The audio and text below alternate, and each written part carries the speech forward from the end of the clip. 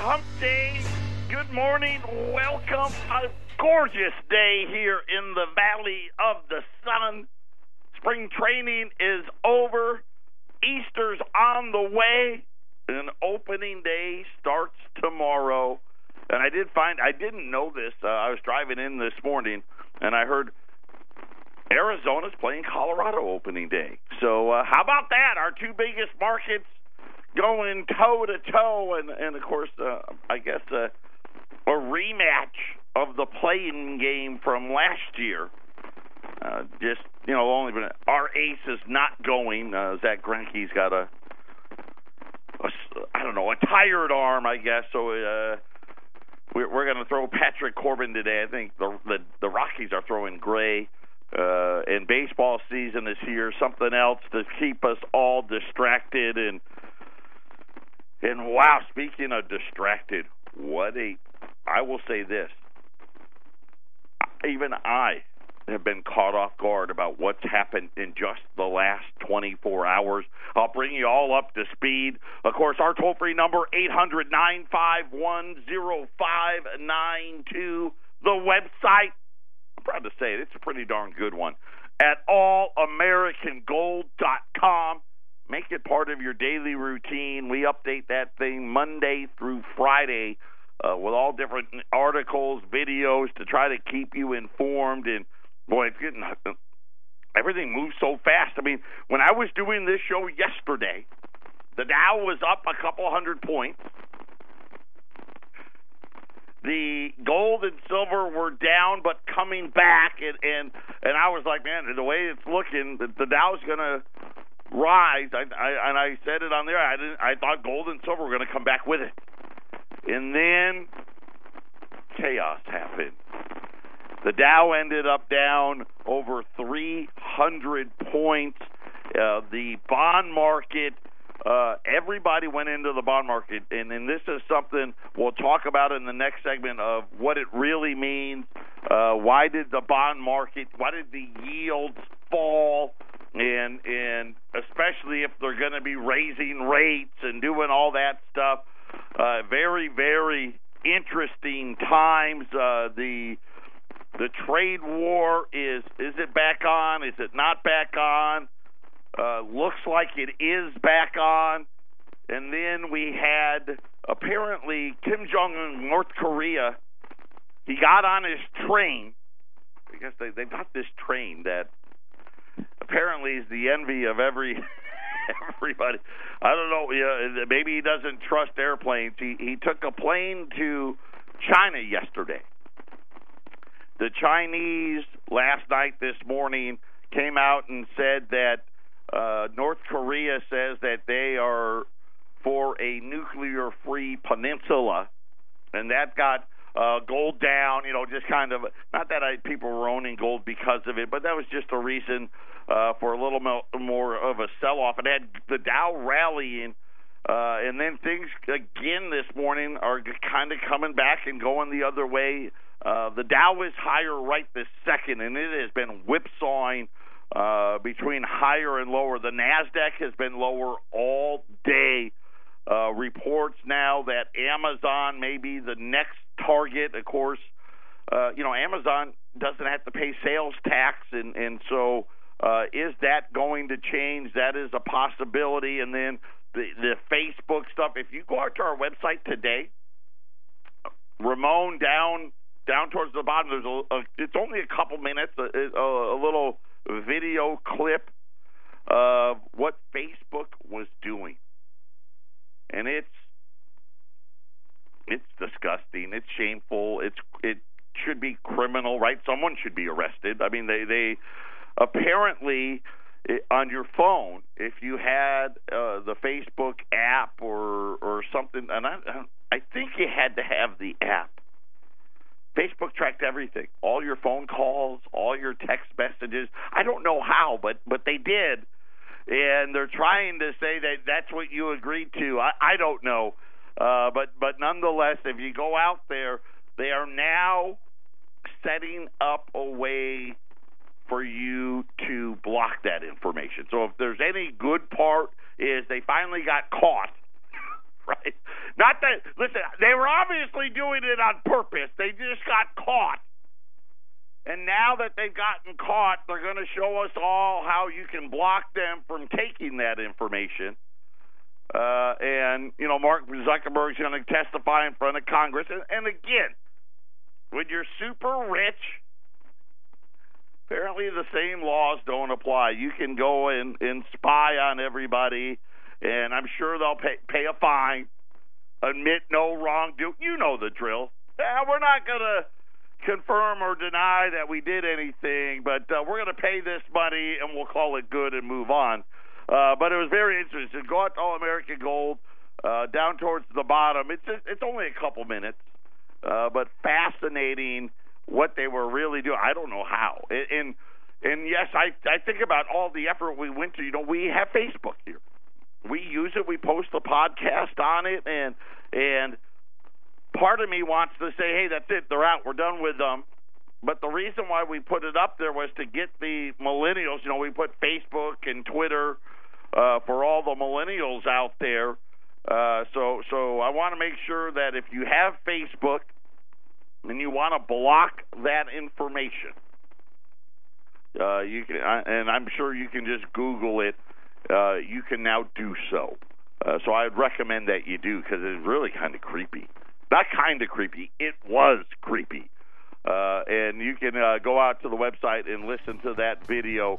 But when we get back, we're going to talk about what happened yesterday, why there was a big sell-off, what happened in the bond market, and then what it means going forward. Patriot Radio News Hour. We'll be back right after the break.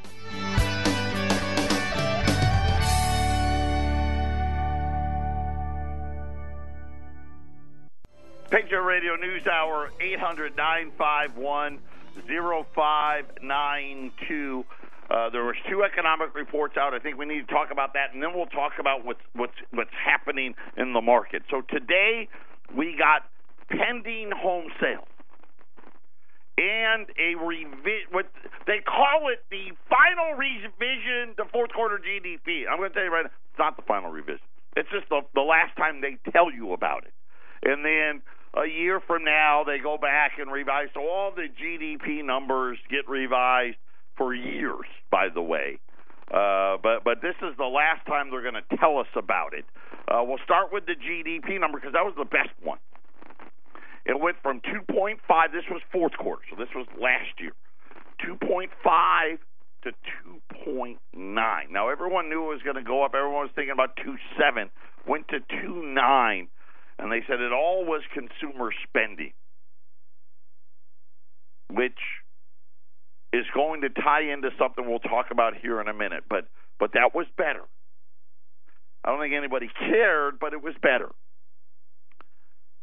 Then we had pending home sales. And this is where things got a little weird, but not, you know, it's government data. So they said pending home sales increased more than expected. And I was like, really? Wow, that was a shocker. But what happened was, now, of course, this was a February number. January's number was the worst decline in I forget how long. They revised January's number to much even worse, a lot worse than the original number, to make it appear like it was better in February. And I'll just say this. I don't know. It doesn't matter. Seasonally adjusted and all that other stuff. Pending home sales were down about 4.4% in the first 2 months of 2018 compared to 2017. I think that's all that really mattered. But it depending on which headline, you'll see a bunch of headlines that make it look like it was a lot better than what it was. It really wasn't. It wasn't horrible. Don't get me wrong. It wasn't as bad as January, but it wasn't great either. Home sales, on average, it looks like, you know, at least in the first 2 months, we're going to be down about 4.5% year over year as far as home sales go. And that was the economic data today. But let's get back to yesterday. Yesterday, Wall Street turns around. and ends up down almost 400 points, 300. I think he actually got down 400 points, but finished down over 300 points. There was a lot of technical damage, and they're talking about 100-day and 200-day moving averages and all. And I won't bore you with that, all of that detail. But there was a major sell-off in the 10-year note yields,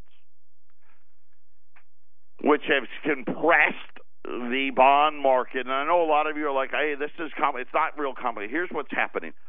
The bond market spread, the amount of interest you get from a 4-week note or a 30-day note to a 2-year note to a 10-year note is shrinking. And of course, they're calling it the flattening of the yield curve. And if the United States is supposed to grow, in other words, if the economy is supposedly growing, if interest rates are going to continue to rise, and remember, we just had a Fed meeting, and everyone kind of thinks, hey, we're going to get 2 more rate hikes this year, and inflation is picking up. Right, remember and let me clarify this, the inflation that they care about, right?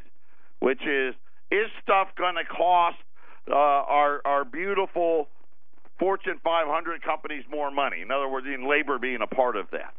Yesterday, I don't know how, but like in the middle of the afternoon, apparently somebody or somebody's decided that it's not going to happen, that there's not going to be any inflation, the inflation scare is over, that the Federal Reserve, they may be done hiking rates altogether. And I'm like, where did all that come from? And so I started digging in. Tomorrow, the Federal Reserve is supposed to release their favorite inflation gauge, right? And this is another thing, right? Why do we have to have 8 different inflation gauges? Shouldn't there just be one? But their favorite one, which they call the PCE, that is their favorite inflation gauge. Apparently, and I don't know that this is true or not, if it got leaked, if it didn't get leaked, if someone's guessing, if they told people, you be the judge. But that number is not going to be very hot tomorrow. So there you go. This led to the big sell-off. And when Wall Street sells off, I just want to let you know why do bond yields fall when Wall Street's down. So if you notice these big down days, like when the Dow was down 1,000, down 700, right? The bond market, if you're paying attention, the yields fall, which kind of indicates, hey, all these people are rushing in to buy these bonds. What is happening is all the hedge funds, all the companies, because let's face it, all these big companies, they're in the market. They all start heading for the sidelines when they think something really bad's going to happen. And then all of the people that, most of America, how are we invested in Wall Street? We're in our 401ks. You guys get blasted, right?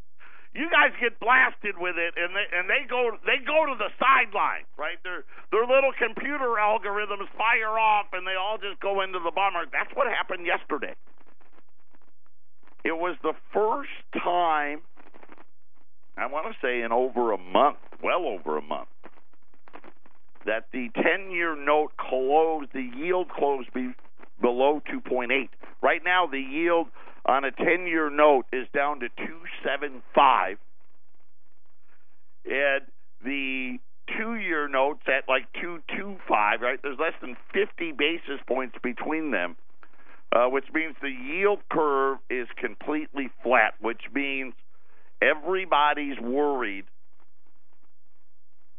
that the great stock market rally is now over. I don't know, but apparently they said and this is just what the notes from Merrill Lynch and J.P. Morgan, Goldman Sachs, all this stuff, all of their charts are flashing recession, and I don't know.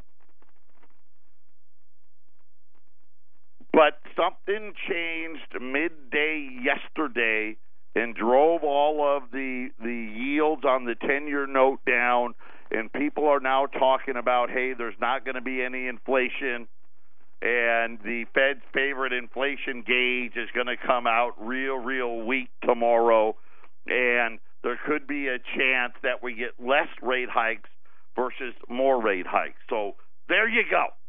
That's all I know. We'll have to wait till tomorrow for that to come out. By the way, as a reminder, tomorrow's the last day of the week. Friday's Good Friday. We're closed. Then you got Easter Sunday, and then on Monday, I guess we'll kind of figure it all out as to where things are going. But remember GDP. Let's get back to that today. They said that, hey, GDP was up because consumer spending had the largest jump in years. Then this article came out. This is an article. This is yesterday afternoon. This morning, GDP came out. Americans may be getting deja vu when they look at their checking account balances. Consumers paid a whopping $34.3 billion in overdraft fees in 2017. It was the largest amount in overdraft fees since 2009, during the quote, end of the Great Recession. Apparently, the Great Recession only lasted a little over a year in the eyes of Wall Street. The Great Recession started in 2008 and ended in 2009, by the way. They said that it was an increase of more than 3% from 2016. The uptick doesn't mean more consumers are overdrafting their accounts per se. The culprits are credit unions, which have gradually increased their overdraft fees. The overdraft fee at a bank is now $30. By the way, they say that's up 50%. Overdraft fees used to be $20. They're now $30. I don't know. Arlene, do you know what an overdraft fee is? 30. Arlene thinks it's 30. Credit unions, typically lauded for their consumer-friendly practices, aren't far behind. They are now at $29, and they said that's up from $15. Now, they're saying these were, by the way, that was in 2000, the 15, so I'm not sure. They analyzed prices at more than 3,800 banks and credit unions. I wonder if that's all of them. I know we're below 5,000. Are we below 4? I don't know. Many consumers don't know it's possible to avoid overdraft fees. They don't. I love these articles. You're right. If you didn't write a check for money you didn't have, you wouldn't have to pay for it. But nonetheless, they now said half of consumers who have accounts have been charged overdraft fees in the last year. Wow. Half. $37 billion is what the banks hit us in overdraft fees. Think about that. It's an incredible number. $37 billion. But GDP was up because consumers were spending again. It must have been the really rich people. How about this one? This one was this was another one that came out talking about student loan debt now. They say, according to the numbers, student loan debt since 2003 has been the largest increase of any form of debt. More than home loans, which I couldn't believe. right? More than auto loans, more than credit card loans. The single biggest increase in consumer debt since 2003 has been student loans. And let's face it, right? We're indebting the people that are the youngest, right? And granted, don't get me wrong, people in their 30s and 40s and 50s, they're taking out student loans as well. But the vast majority of these people are what? 22 years old or less? If scraping up enough beer money was a challenge for American college students, new graduates are in for a rude awakening when they realize how much of their paycheck will go towards their school loans.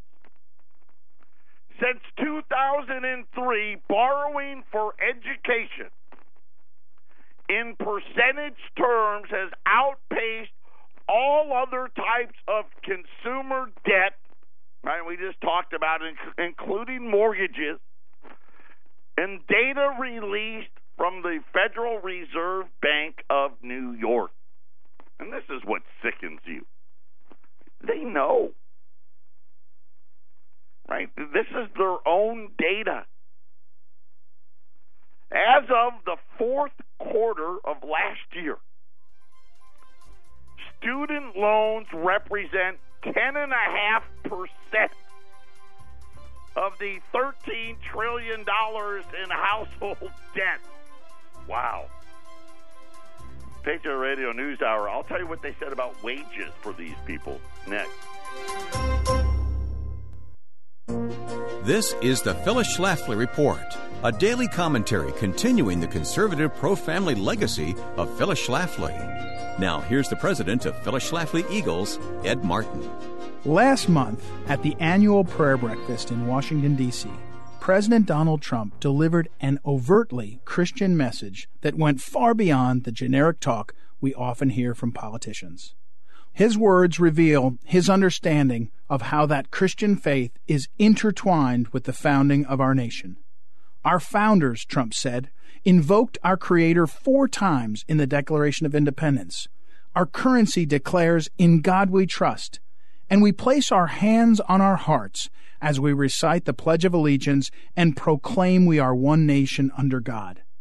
He continued, that is why the words, "Praise be to God," are etched atop the Washington Monument, and those same words are etched into the hearts of our people. So today we praise God for how truly blessed we are to be American. It is certainly refreshing, after 8 years, to hear our president recognize this important connection.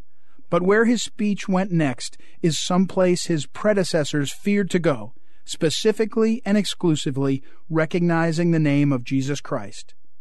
President Trump continued, as the Bible tells us, we are God's handiwork, created in Jesus Christ to do good works. All we have to do is open our eyes and look around us, and we can see God's hand. In the courage of our fellow citizens, we see the power of God's love and work in our souls, and the power of God's will to answer all of our prayers. All Americans know by now that Donald Trump never fears to be politically incorrect, but this speech veered into a specifically Christian path of salvation through faith. To hear these things from the leader of the free world is encouraging indeed, as the scourge of political correctness and multiculturalism has taken aim at eliminating Christianity from the public sphere. We are uplifted and we applaud the President for his eloquent and accurate words on our faith and our nation, and we pray for his continued strength in governing our country through these perilous times. This has been the Phyllis Schlafly Report from Phyllis Schlafly Eagles. Do you like what you see at the Trump White House? Will President Trump continue to advance conservative ideals? At phyllisschlafly.com, you gain complete access to Phyllis Schlafly Eagles news updates and commentaries and can track our work on Capitol Hill. Go online often to phyllisschlafly.com. And thanks for listening to the Phyllis Schlafly Report.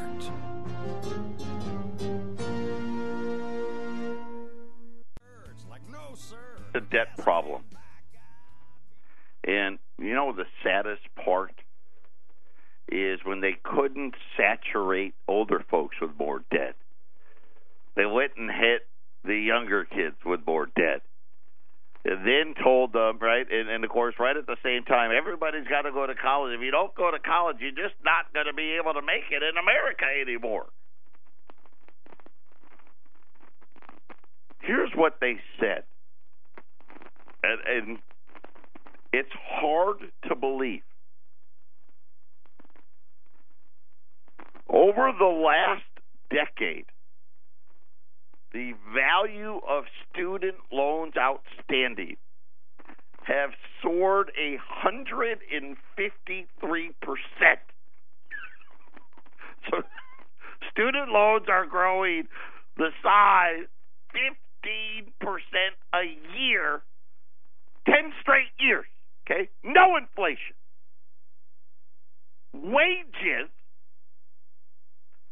during that same time are up 31%, which, again, if you take inflation, you have no more money today than you did 10 years ago. You just don't. Here's what gets worse. For many recent college graduates,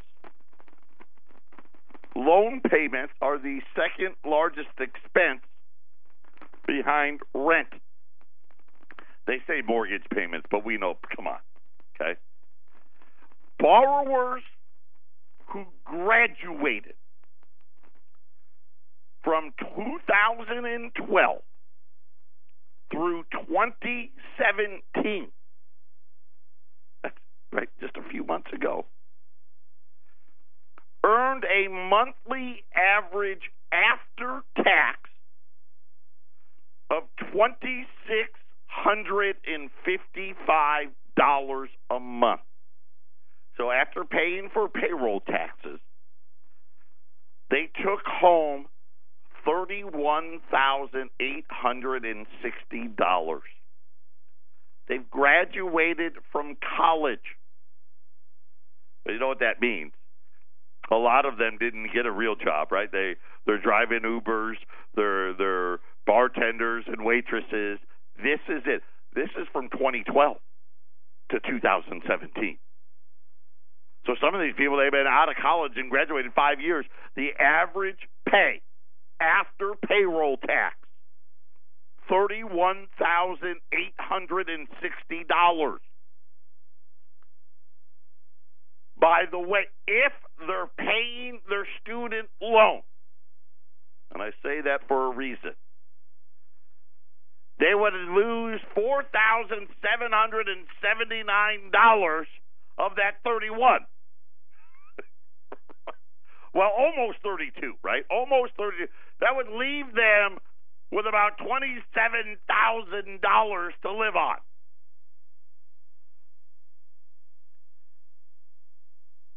According to the data from the New York Federal Reserve,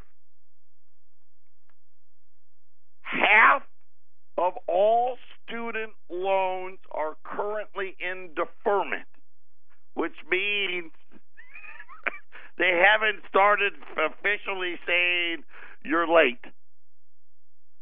11% of all student loans are seriously delinquent, which means 90 days or more past due, which means 61% of all student loans are not being paid.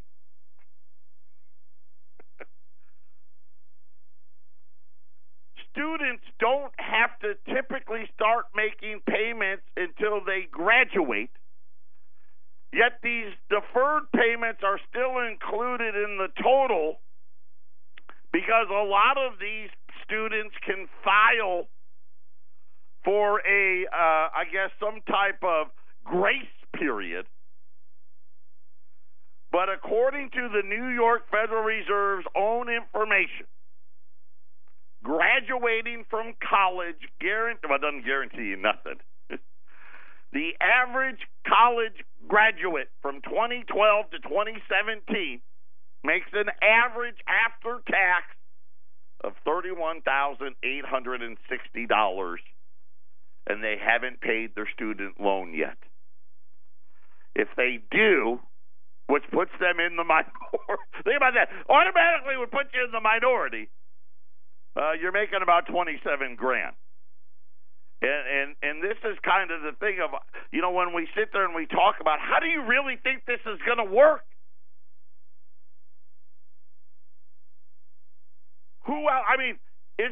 Can we slap debt onto high school kids? Is that next?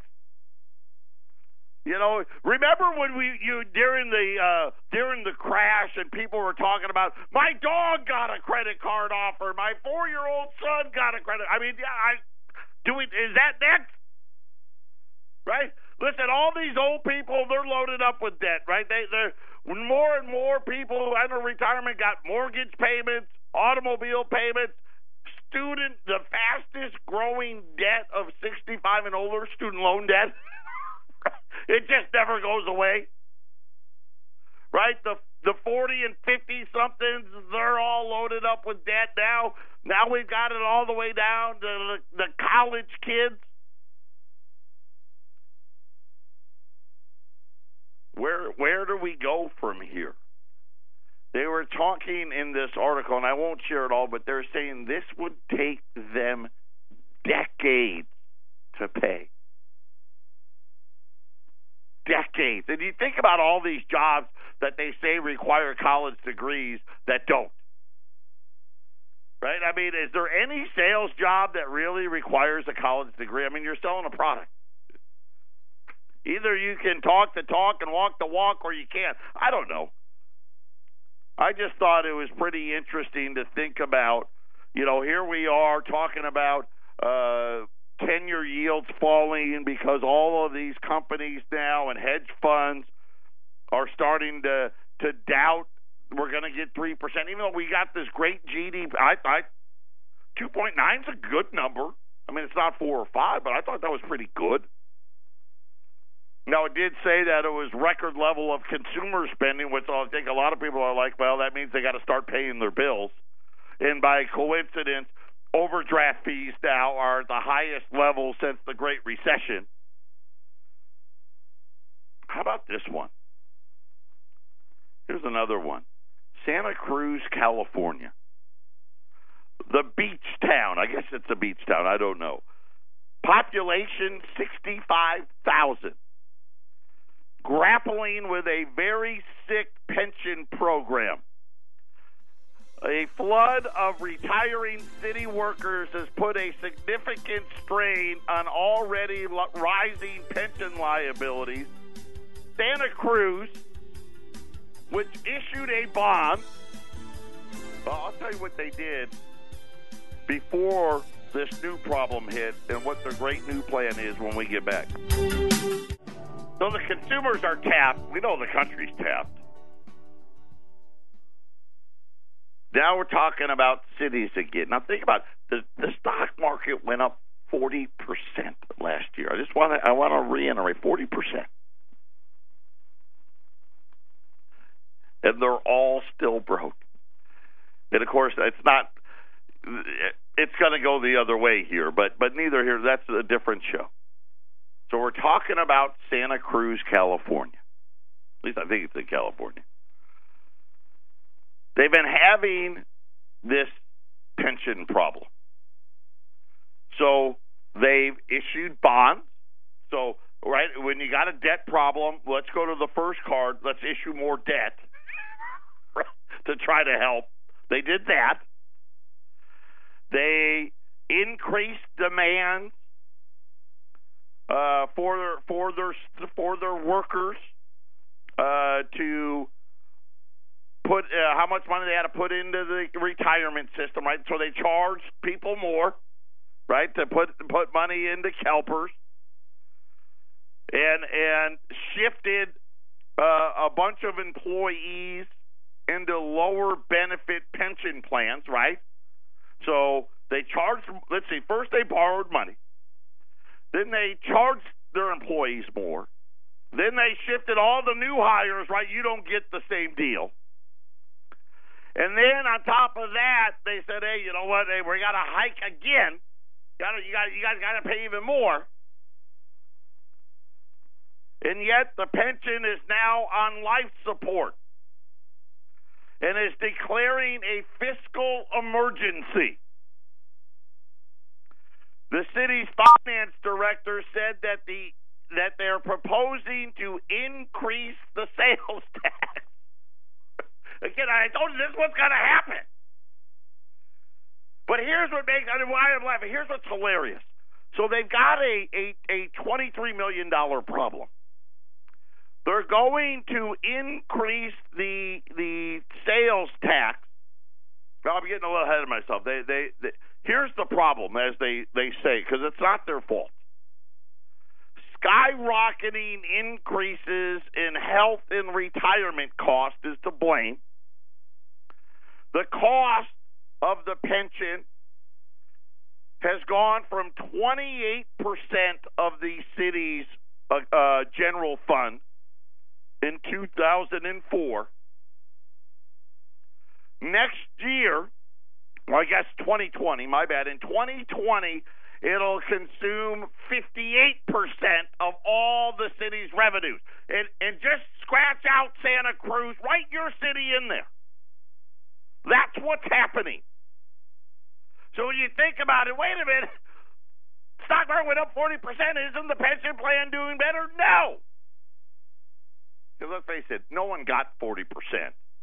Right? The cities, and they invest as bad as we do. Stock market goes up 40%. You look at your statement, and maybe you got 20. So here's their proposal. This is what makes it, I think, so funny. Is they want to increase the sales tax, which is not funny, right? Everybody's got to pay sales tax. But they want to increase sales tax by 0.25%. And figure it's California, so let's just say they're paying 8%. Now it's going to be 8.25. That only generates $3 million. It's a $23 million problem. They would have to take that 0.25% and make it really what they need to do. Forget about 0.25%. We got to add another 2% to get to balance for 2020. Pay no attention that by 2021, 2022, 2023, that 2% increase still won't cover it all. But this is what cities are really facing. The vast majority of them, take your sales tax and just add 25%. And that may not even, we may have to add 50%. In addition to that, the city isn't paying to cover the shortfalls to CalPERS. I didn't even read that last part, so it's even worse than that. So I guess I'm right. You probably got to double the city's sales tax. Could you imagine? I mean, California is already the highest tax state, and now you don't get to write all the city and state deductions off of your taxes. I don't know where the money's going to come from. And these cities, they're everywhere.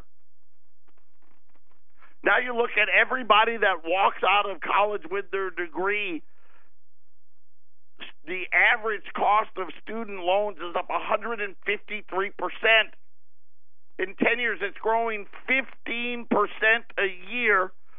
And according to the Federal Reserve, 61% of people aren't paid. I don't even, where would we go? What would happen? How many more kids would have to move back? Well, most of them probably already live at home. Imagine probably every college graduate's got to move back home if they're going to pay their student debt. But don't worry, we're going to get right out of this any day now. We still have, quick look here at the markets are still split. The NASDAQ is lower, below 7,000.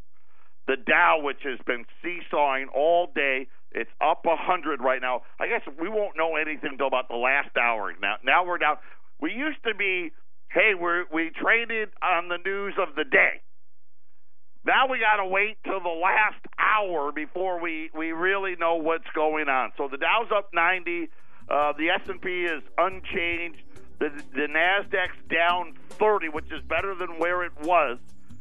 Gold is down 15 at $13.27. Silver's down another 27 cents. That makes Silver Eagles another $5 a roll cheaper today.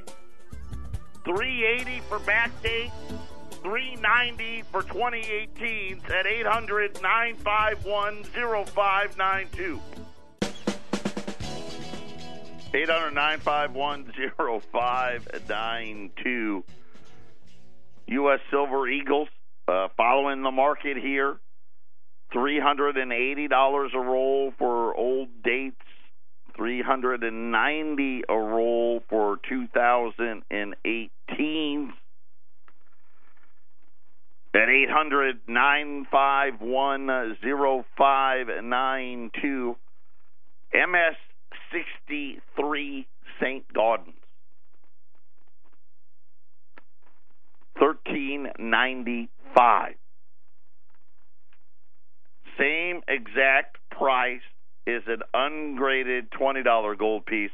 MS63 St. That's why we're the best in the business. $13.95 on an MS63 St. At 800-951-0592. By the way, I only got 50 of those. So there's 50 Mint State 63s, PCGS, NGC grade. Exact same price as our ungraded, our raw $20 gold pieces. I think that's eight or nine grades up from our normal one, all at the same price. 800-951-0592. Remember, this is a short week. So my guess is, there you go. In a matter of a couple of seconds here, the Dow's now only up 50, but it's going to be volatile. I would expect the volatility today and again tomorrow. Everybody's probably going to head to the sidelines over Good Friday and Easter. That's just me guessing. I don't know. The big move in the bond market, the 10-year note at 2.76, actually losing yield. Most of the people yesterday saying that they don't believe wage inflation exists. It's going to disappear, and the economy is not going to be growing at 3%, and the Federal Reserve may stop the rate hike cycle. I don't know, right? All I can tell you is it's a dumpster fire. I think Wall Street's probably peaked out here. That probably more than anything. We'll see tomorrow. We'll see if there's any more news on Amazon.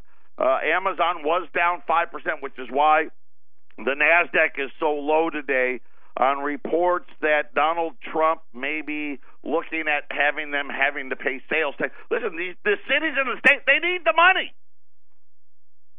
Right? They got to get it from somebody, and the consumer doesn't have any money. Half of people paid an overdraft fee. We spent $37 billion on overdraft fees.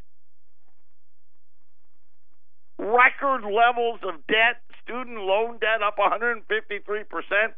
Money's going to have to come somewhere.